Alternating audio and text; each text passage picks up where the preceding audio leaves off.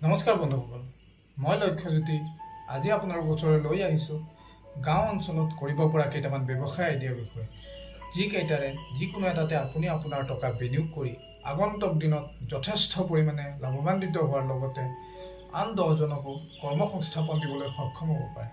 আপুনি যদি গাঁৱৰ এজন আগ্ৰহী ব্যৱসায়ী, আপুনি গাঁৱতে থাকি আপোনাৰ টকা বিনিয়োগ কৰিবলৈ কিবা এটা প্ৰতিষ্ঠান বিচাৰি আছে, তেন্তে মই দিয়া যিকোনো এটা প্ৰতিষ্ঠানত আপুনি আপোনাৰ টকা বিনিয়োগ কৰক আৰু আগন্তুক দিনত নিজৰ ব্যৱসায় প্ৰতিষ্ঠানটো এটা বৃহৎ উদ্যোগলৈ পৰিণত কৰিবলৈ সক্ষম হ'ব। এতিয়া মই ক'বলৈ ওলাইছোঁ গাঁৱত আৰম্ভ কৰিব পৰা প্ৰথমটো ব্যৱসায়ৰ বিষয়ে। গাঁৱত আৰম্ভ কৰিব পৰা প্ৰথমটো ব্যৱসায় হৈছে দুগ্ধ উৎপাদনৰ উদ্যোগ। দুগ্ধ উৎপাদনৰ উদ্যোগ এটা যথেষ্ট লাভজনক ব্যৱসায় আৰু আমাৰ অসমত দুগ্ধৰ বা গাখীৰৰ যথেষ্ট অভাৱ দেখিবলৈ পোৱা যায়। 1 লিটাৰ গাখীৰৰ বজাৰ মূল্য আজিৰ তাৰিখত 40ৰ পৰা 50 টকাৰ ভিতৰত।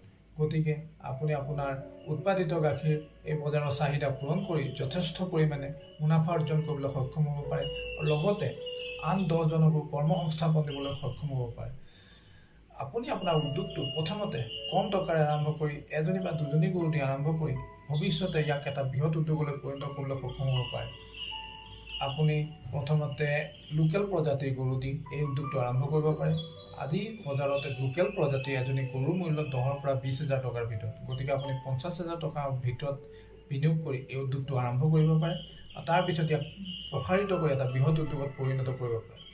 তাৰ লগতে সংগতি ৰাখি আপুনি আপোনাৰ গাখীৰৰ পৰা উৎপাদিত নানা প্ৰকাৰৰ বস্তু যেনে দৈ, ক্ৰীম, ঘিউ, মাখন বা নানান প্ৰজাতিৰ মিঠাই আদিৰ এটা নিজৰ ব্ৰেণ্ড প্ৰস্তুত কৰি যদি ওচৰৰ চহৰত নিজৰ এটা দোকানৰ ব্যৱস্থা কৰে, তেন্তে আগন্তুক দিনত আপুনি আপোনাৰ এই ব্যৱসায়টোৰ পৰা যথেষ্ট মুনাফা অৰ্জন কৰিবলৈ সক্ষম হ'ব পাৰে।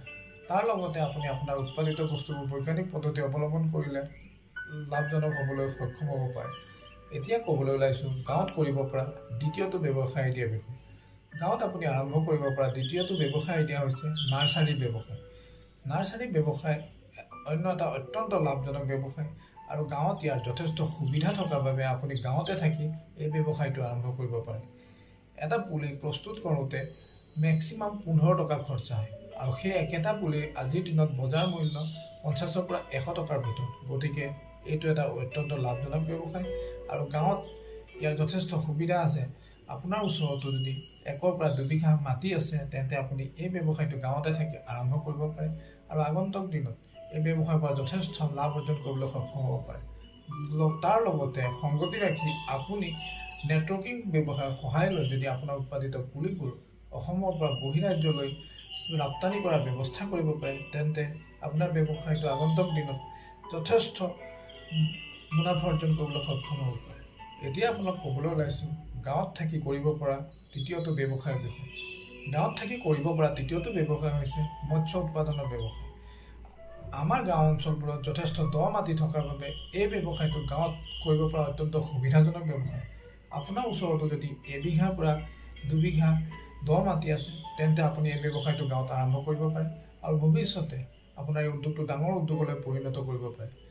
আমাৰ অসমৰ লগতে নৰ্থ ইষ্টত মাছৰ এখন ডাঙৰ বজাৰ আছে, যিখনৰ চাহিদা পূৰণ কৰিবলৈ বহিৰাজ্যৰ পৰা ট্ৰাক ভৰাই মাছ অসম বা নৰ্থ ইষ্টলৈ ৰপ্তানি হয়। গতিকে আপুনি এই ব্যৱসায়টো ইয়াত আৰম্ভ কৰিব পাৰে।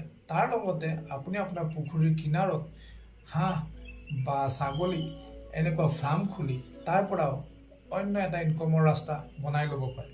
গতিকে আপুনি যদি এজন গাঁৱৰ আগ্ৰহী ব্যৱসায়ী আৰু গাঁৱতে থাকি আপোনাৰ টকা ইনভেষ্ট কৰি লাভৱান হ'ব বিচাৰিছে, তেন্তে মই দিয়া যিকোনো এটা ব্যৱসায়ত আপুনি আপোনাৰ টকা বিনিয়োগ কৰক আৰু আগন্তুক দিনত যথেষ্ট লাভৱান হোৱাৰ লগতে আন 10জনকো আপুনি আপোনাৰ প্ৰতিষ্ঠানত কৰ্মসংস্থাপন দিবলৈ সক্ষম হ'ব।